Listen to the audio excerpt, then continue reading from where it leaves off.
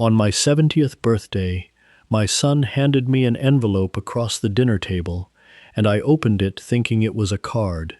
It was an eviction notice, 30 days to vacate the house I was sitting in, and my son smiled while I read it, right up until I set it down, smiled back and said, "There's one detail you got wrong, son," because my boy had forgotten who actually owned the house he was throwing me out of. Let me say that plainly, because it's the hinge the whole night swings on, and I need you to hold it. My son believed, genuinely believed, that the house we were sitting in was his. His name was on a deed. He'd been paying what he thought was the mortgage for 3 years. He'd planned this birthday dinner, invited the family, and chosen the moment I unwrapped my gift to hand me 30 days' notice in front of everyone. What he did not know, what he had never once thought to check, was that the deed he was so proud of, the one his wife had helped him arrange, transferred a house I had already, quietly, put beyond his reach 18 months earlier. He wasn't evicting me from his house. He was trying to evict me from mine, and he'd invited an audience to watch. I'm Harold. I'm 70 years old as of that night, and what happened between the moment I opened that envelope and the moment my son's face changed, the moment he understood the one detail he'd forgotten, is a story about what it costs a man to underestimate the quiet parent he'd decided was finished. But before I tell you what I said next, and why my daughter-in-law stood up so fast she knocked her wine into the birthday cake, I have to take you back 3 years. Because that's when they started building the thing they thought was a trap. Stay with me. It's worth it. Let me go back. My son's name is Kevin, and I'm going to try to be fair to Kevin, the way I try to be fair to everyone, because a cartoon villain teaches you nothing, and the truth is more useful and more frightening. Kevin wasn't born hard.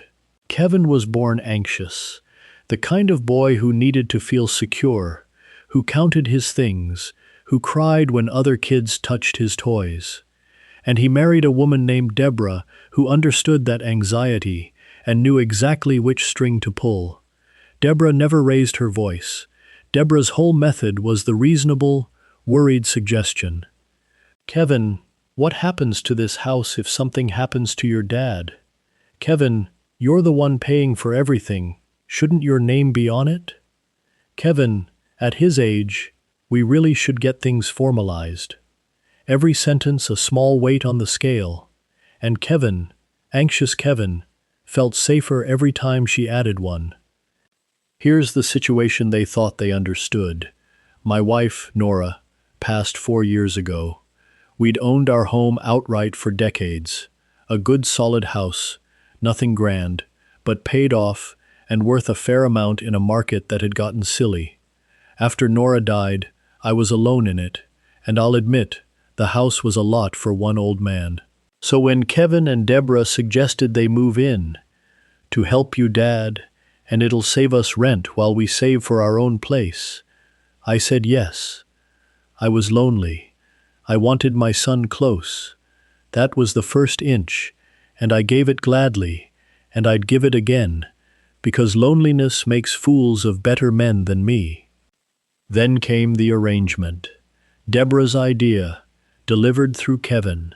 Since they were living there, since Kevin was handling things, wouldn't it make sense for Kevin to take over the house payments? And, to make that clean, to have the house put in his name? Just for simplicity, Dad. You'd still live here, of course. Nothing would change for you. It's just paperwork. And I want you to hear how reasonable that sounds, because it's designed to. A grieving old man, a son who wants to help, a little paperwork to make it tidy. But here's the thing they didn't know about me. I spent 38 years as a title clerk and then a title examiner at the county recorder's office. 38 years. I have read more deeds than any human being should, watched more families destroy themselves over property than I could count, and I learned one thing so deep it's in my bones. The deed is not the house, The piece of paper that says who owns a thing and the truth of who owns a thing are two different animals, and the space between them is where the whole world's trouble lives. I knew, the moment Deborah suggested, just put it in Kevin's name, exactly what kind of paperwork we were really talking about. And I knew something else Deborah didn't, that I had spent my whole career learning how to make that space between the paper and the truth work for a person instead of against him. So I did not say no. Nora taught me that. Don't fight the current, Harold. Just make sure you know where the rocks are. So I smiled, and I agreed, and I let Deborah arrange her paperwork, and while she was arranging hers, I quietly, with a lawyer she never met, arranged mine. I'll tell you exactly what I did, because it's the detail Kevin forgot, and it's the hinge of the whole night. But let me tell you about the 3 years first, because the 3 years are what make the birthday land. Deborah's paperwork went through. Kevin's name went on a deed. And Kevin, anxious Kevin, visibly relaxed. For the first time in his life, he felt like he owned something solid, and I watched my son stand a little straighter in a house he thought was his, and God help me, part of me was glad to see him less afraid, even knowing what I knew. He started paying what he believed was the mortgage. He started making changes, repainted the den, took down Nora's wallpaper in the hall, which hurt, but I said nothing. He started, slowly, to treat me like a tenant, a guest, a man living in his son's house on his son's sufferance. And Deborah started the second phase. The inches got smaller and more frequent. Harold, you might be more comfortable with a room on the ground floor. Harold, have you thought about how much easier a place with staff would be? Brochures started appearing on the kitchen counter, left face up, for communities 40 minutes away. Nobody said the word. Nobody had to. The story was being written in front of me, one small chapter at a time. The old man is declining. The old man is a burden. The old man will be happier somewhere else. And won't it be convenient that the house is already in Kevin's name when he goes? The third Christmas, I overheard them. I wasn't eavesdropping. Sound carries in an old house, and they'd stopped being careful because you stop being careful around furniture, and that's what I'd become to them. Deborah was saying, after his birthday, make it clean, a firm date, 30 days, so there's no drama drawn out. He'll be 70, everyone will understand it's just time, and once he's settled somewhere, we sell, and we're finally free of this place. And Kevin said, and this is the part I carried like a stone for months, Kevin said, it feels cold, doing it on his birthday, and Deborah said, it's a kindness, Kevin. A clean cut. Trust me, he's not even really tracking things anymore. He's not even really tracking things anymore. I had read 10,000 deeds. I could recite the chain of title on that house from memory back to 1961, and my daughter-in-law thought I wasn't tracking things. That was the night I stopped waiting, not out of rage. I want to be clear, the rage came later, and I'll tell you how I handled it, but out of something colder and calmer. I understood, finally, that the current wasn't going to carry me somewhere survivable. It was going to carry me to a room with a brochure's worth of strangers, 40 minutes from anyone, in a house I'd let them take because I loved my son and mistook his wife's tidiness for care. So I went to see my lawyer, and I want to tell you what I'd done 18 months before that, the thing Kevin forgot, because now the pieces are in place for you to understand it. When Deborah first arranged to put the house in Kevin's name, I hadn't just signed her paperwork. Before I signed a thing, I'd gone to my own attorney, a woman named Grace, who'd worked across the counter from me for 20 years and knew exactly what I knew about deeds, and I had established a trust, my trust. And the deed Deborah drew up, the one that put the house in Kevin's name, transferred the property not to Kevin outright, but into an arrangement where Kevin held it subject to my trust's interest, a life estate, retained by me, recorded quietly, properly, legally, in the very office where I'd worked for 38 years. In plain words, for those of you who don't speak deed, I had the recorded, ironclad right to live in that house until the day I died, and nobody, not Kevin, not Deborah, not a judge, could put me out of it. Kevin's ownership was a shell wrapped around my absolute right to stay. He'd been paying for 3 years toward a house he could not evict me from and could not sell out from under me, and he never knew, because Deborah drew up the paperwork she wanted, and I signed it, and underneath it sat the paperwork I'd already recorded that made hers a decoration. The deed is not the house. I'd spent my life learning that. They'd spent 3 years forgetting it. Let me tell you about the day I set it up, because I know some of you are sitting on a decision like it right now. A paper someone you love is asking you to sign, and a small voice telling you to protect yourself, and a bigger voice calling that small voice disloyal. I know that fight. I had it in Grace's office. Grace and I had worked the same counter for 20 years. She'd gone off to law school at 45, night classes, and come out the other side a real estate attorney, and she was the one person alive who knew deeds the way I did. I went to her before I signed a single thing Deborah put in front of me, and I remember sitting across her desk feeling like a traitor. I said, "Grace, I don't want to trap my own son. I just want to help him feel secure. Maybe I should just sign their paper and trust them." And Grace, who'd seen the same 10,000 families I had come apart over property, Grace put down her pen and said, "Harold, protecting your right to sleep in your own bed until you die is not distrust. It's not a trap. A trap is something that hurts someone who did nothing wrong. This only ever springs if someone tries to put you out of your own home. If Kevin never does that, he never even knows it's there. You're not building a weapon, you're building a floor. Build the floor. Build the floor." I've thought about that sentence 1,000 times since. So we built it. A life estate, retained by me, sitting underneath whatever deed Deborah cared to draw up. Recorded quietly in the county office, where I'd spent 38 years, by clerks who'd trained under me, in a ledger I trusted more than I trusted my own memory.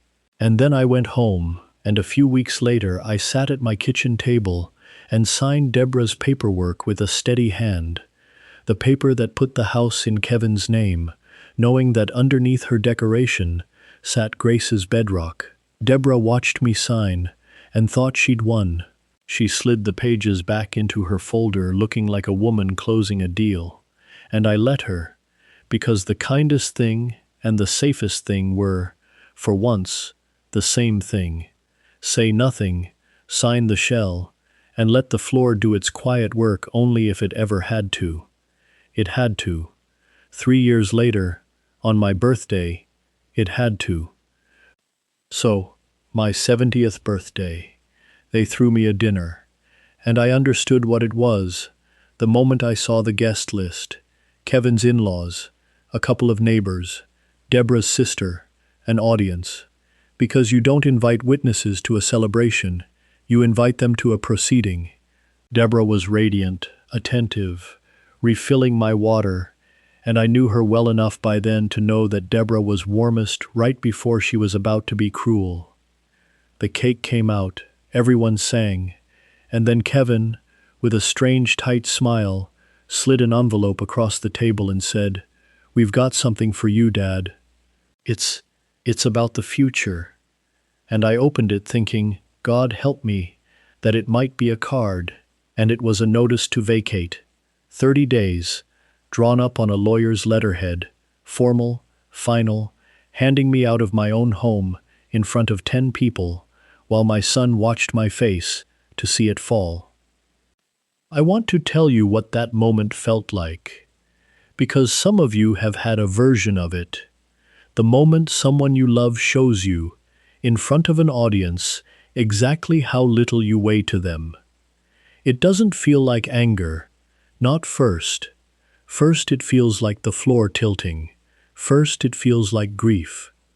I looked at Kevin, my anxious boy, who cried when other kids touched his toys, who I'd taught to ride a bike in the driveway of the house he was evicting me from, and I looked at Deborah's carefully composed face, ready to be sympathetic, ready to say all the reasonable things, and I felt the whole tilt of the room, waiting for the old man to crumble.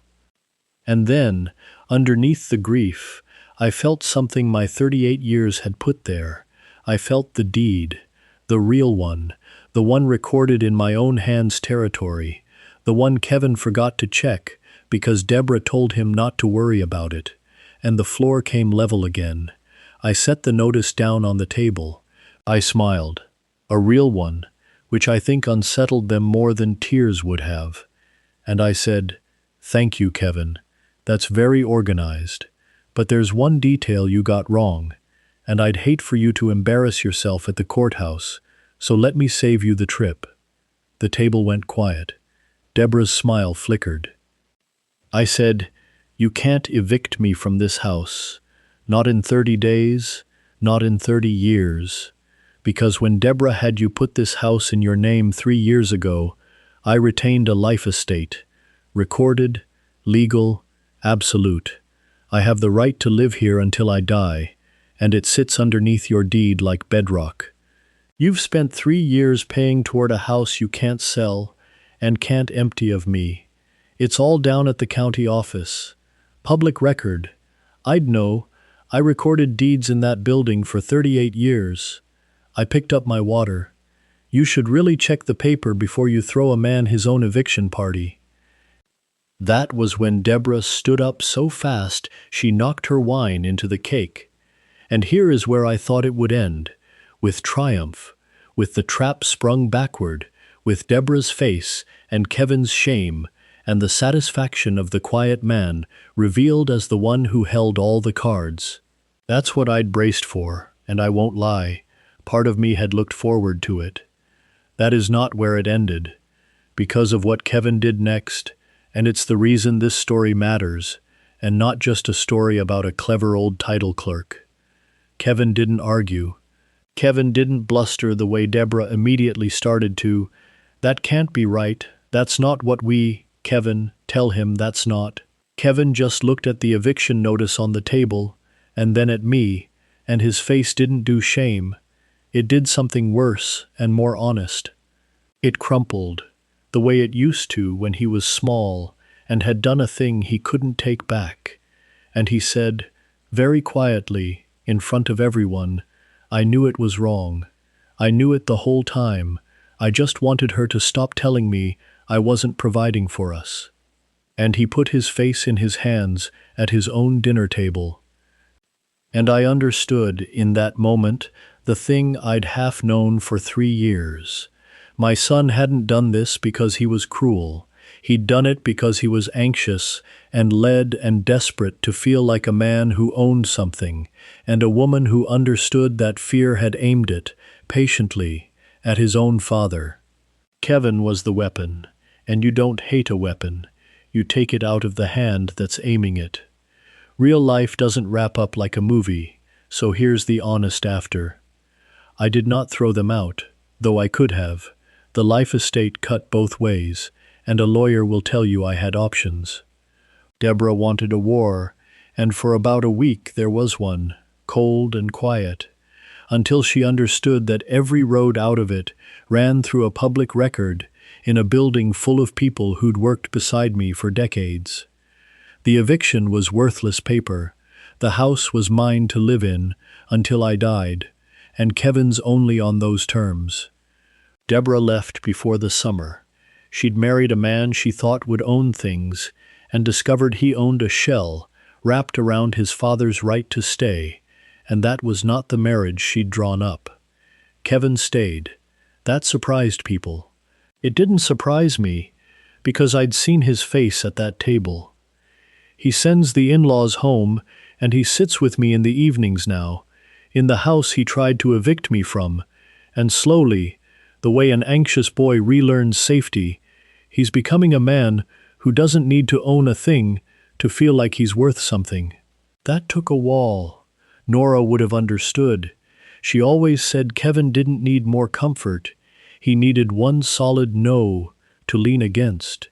And I'd been too soft to give it until a life estate gave it for me. The wallpaper in the hall is back up, by the way. Nora's pattern. Kevin found a shop that still had it and put it up himself, and never said why, and I never asked, because some apologies aren't meant to be spoken out loud. The stairs in my house are still fine. I climb them twice a day. I sleep in the room I shared with Nora for 41 years, in the house that is recorded, in the county's own ledger, as mine to keep. And the eviction notice, I kept it. It's in a drawer. On my next birthday, Kevin's going to be 70 someday himself, and if he ever gets anxious about who owns what, I'll show it to him, and we'll laugh, because that's what you do with a wound once it's become a scar. So here's what I'll leave the older ones with tonight, because this one's for us. The ones whose children have started leaving brochures on the counter, started talking about our future in that careful voice, started treating us like furniture in our own homes. Know what you own, not what the newest piece of paper says, what you own, underneath, in the bedrock.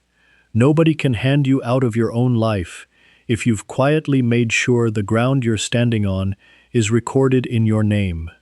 You don't have to fight. You don't have to shout. You just have to know where the rocks are, the way my Nora said, and let the people who underestimated you discover them on their own. I almost didn't protect myself. 3 years ago, lonely and grieving, I nearly signed Deborah's paper and nothing else, because fighting felt like distrust, and I wanted so badly to trust my son. I'm so glad I remembered, before I signed, that the deed is not the house. Now, the comments, and I read every one, was I wrong to set the trap 18 months before they sprung theirs? Some of you will say I should have simply trusted my son and dealt with the fallout honestly.